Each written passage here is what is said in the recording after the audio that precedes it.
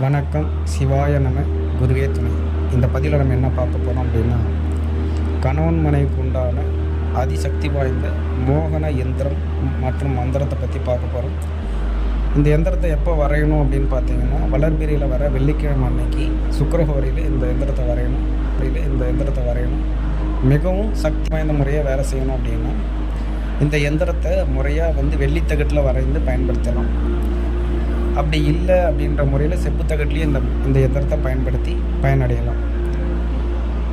இந்த மந்திரத்தை முறையாக 108 முறை ஊரு கொடுத்து தாயத்திலோ இல்லை எந்திரத்தை பூஜை ரூமில் வச்சு பயன்படுத்திக்கலாம்.